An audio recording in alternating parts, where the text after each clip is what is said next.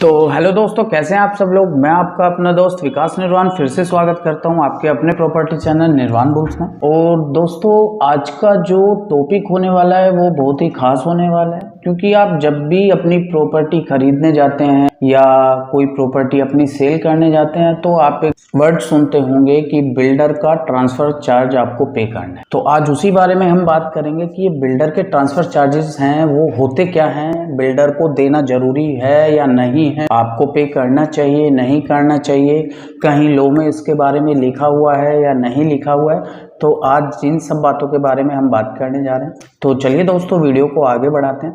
तो दोस्तों, जैसा कि आप जानते हैं, लेट सपोज आप अपना कोई प्रॉपर्टी सेल करने जाते हैं नोएडा में।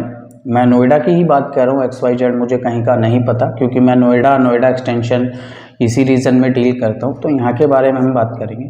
तो दोस्तों, जैसे आप नोएडा या नोएडा एक्सटेंशन में अगर आपकी प्रॉपर्टी है और आप सेल करने जाते हैं, चाहे वो रजिस्टर्ड हो चाहे अनरजिस्टर्ड हो, आप उसको सेल करने जाते हैं तो जब आप उसका मार्केटिंग में जाएंगे या तो आपसे पूछा जाएगा कि आप प्रॉपर्टी सेल कर रहे हैं तो आपको जो है ट्रांसफ़र चार्जेस देने पड़े।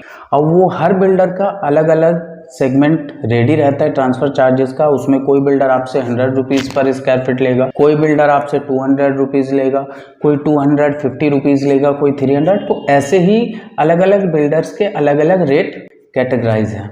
तो सबसे पहली बात, ये ट्रांसफ़र चार्जेस होते क्या हैं।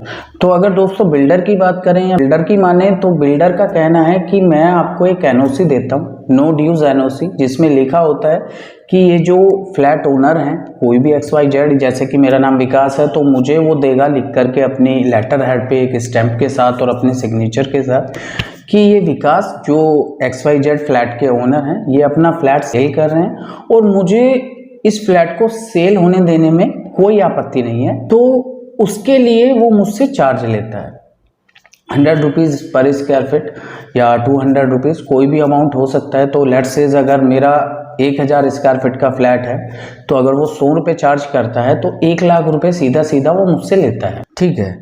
तो सबसे पहले बात आती है कि ये ट्रांसफ़र चार्जेस वैलिड हैं या नहीं है। तो मैं आपको बता दूं, ये ट्रांसफ़र चार्जेस बिल्कुल भी वैलिड नहीं है। अथॉरिटी में, नोएडा अथॉरिटी में, ग्रेटर नोएडा अथॉरिटी में या किसी भी लॉ में ये नहीं लिखा हुआ है या कोई जोर ज़बरदस्ती नहीं है कि आपको ट्रांसफ़र चार्जेस देने ही देने हैं, ठीक है। वो एक अलग बात है कि हम दिक्कतों से बचने के लिए कि कौन चक्कर लगाएगा, कौन केस करेगा, कौन ये करेगा, तो हम उसको आराम से दे देते हैं। बट ये बिल्कुल भी मैंडेटरी नहीं है कि आपको ट्रांसफ़र चार्जेस देने हैं, क्योंकि आप ऑलरेडी बिल्डर का सारा कुछ ड्यू करके रखे हुए, पे करके रखे हुए जो भी ड्यूज़ हैं।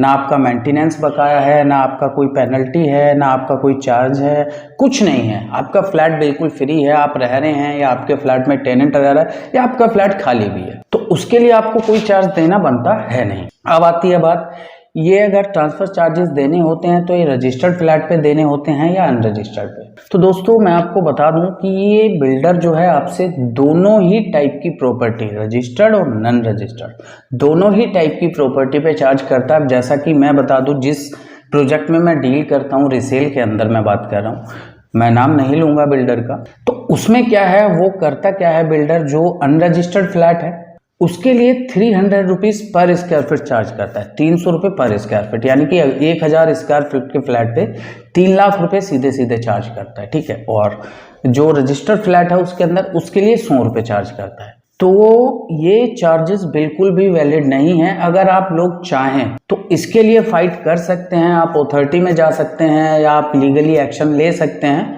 क्योंकि ऑलरेडी आप सारा अमाउंट बिल्डर को उसके फ्लैट का दे चुके हैं। तो इसका कोई सेंस बनता है नहीं, बिल्डर की मनमानी चलती है, वो चार्ज कर लेता है। दोनों ही प्रॉपर्टी पे ये चार्ज देना होता है, ठीक है। अब बात आती है, अगर ये चार्जेस आप ना दें तो क्या होगा। अगर आप ये चार्जेस नहीं देते हैं तो बिल्डर आपको NOC नहीं देगा, ठीक है। NOC नहीं देगा तो आप सेल नहीं कर पाएंगे, क्योंकि रजिस्ट्री जब होती है तो वहाँ पे वो NOC भी जाती है बिल्डर की, नो ड्यूज NOC, ठीक है। उसके बिना रजिस्ट्री आपकी नहीं होगी। और अगर किसी आपके बायर के, जो आपके फ्लैट के बायर हैं, अगर उनको लोन लेना हो तो उनको वो NOC बैंक में भी देनी होती है, तभी उनका लोन डिस्बर्स होगा।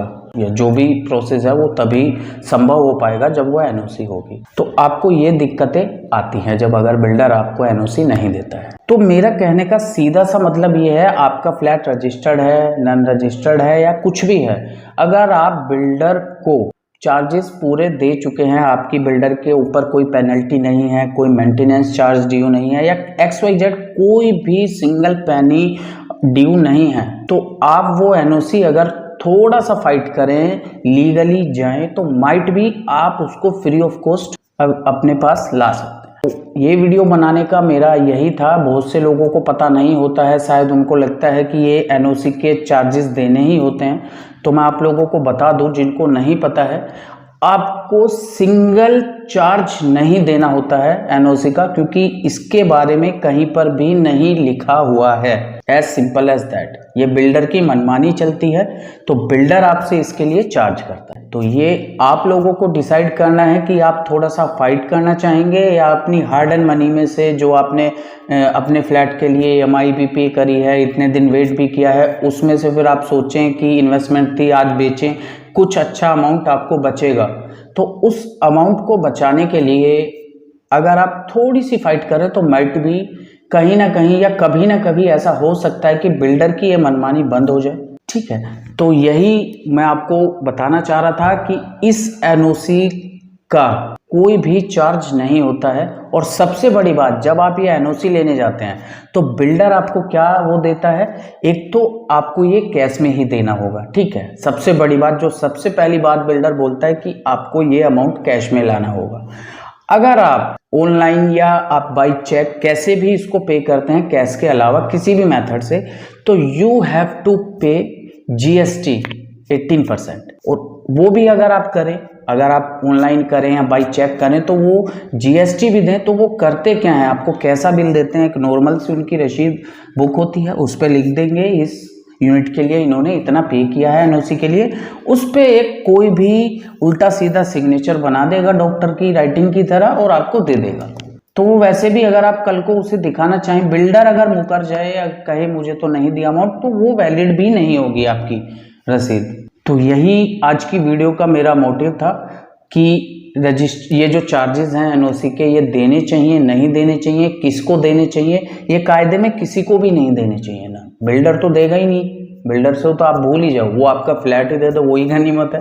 तो बिल्डर तो देगा ही नहीं, बट ये आपकी भी लाइबिलिटी नहीं है ना, जो आपका फ्लैट खरीद रहा है उसकी लाइबिलिटी है, ये किसी की लाइबिलिटी नहीं है। ये बस एक फर्जी चार्ज है जो बिल्डर अपनी इनकम इंक्रीज करता है, जिससे नथिंग एल्स। तो दोस्तों यही आपसे रिक्वेस्ट है, अगर आप अपनी प्रॉपर्टी के लिए, अपने राइट्स के लिए थोड़ी सी फाइट करें तो माइट भी आप अपने पैसे बचा सकते हैं। और आगे के लिए जो खरीदार हैं, इन्वेस्टर्स हैं, जैसे कोई पैसा लगा के सोचता है 10 साल बाद 5 साल बाद मकान बेच के एक अच्छा इनकम मिल जाएगा और अपना कुछ इन्वेस्टमेंट करेंगे, तो शायद उनके लिए अच्छा हो सकता है आज की फाइट, उनके लिए कुछ अच्छा कंक्लूजन निकल के आ सकता है।